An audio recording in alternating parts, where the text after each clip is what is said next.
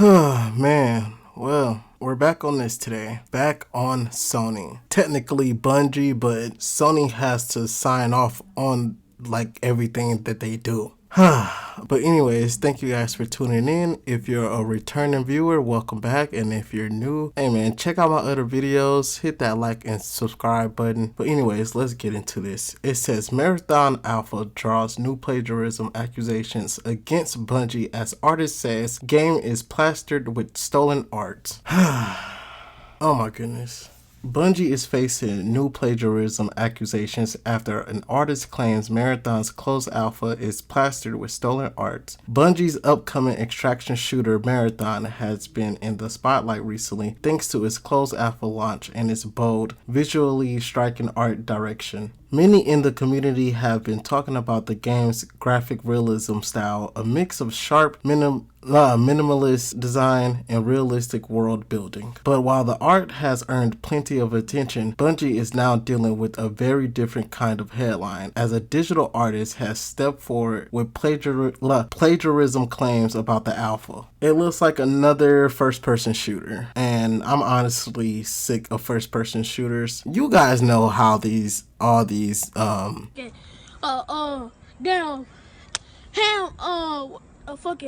these modern first-person shooter games are. I don't even need to get into those details. Okay, it says the new accusation comes from Twitter user Ain't Real, who posted a detailed thread today calling out Bungie and Marathon's art director Joseph Cross. According to Ain't Real, the recent Marathon closed alpha is filled with graphics, patterns, and designs lifted directly from poster artwork she created as far back as 2017. That is a long time. And to be watching, like this was intentional, and to watch an artist's artwork all the way from that time is diabolical. The artist provided several side-by-side images comparing elements from her posters to visuals seen throughout the alpha, and the similarities are honestly hard to ignore. Ain't Real's post quickly gained traction in the Marathon and Destiny communities, with many expressing concern over the apparent overlap. The artist's frustration is clear, especially as this isn't the first time she's had her work used without credit by a major studio. I would honestly crash out, like literally. And me being a computer science major and I'm aspiring to be a software engineer later down the line, a game developer. Okay, so is this project that I've been wanting my homeboy to get on. I can't tell you guys the idea, but it would literally piss me off if I were to like show you guys this idea, find out all the right codes to make this idea work, and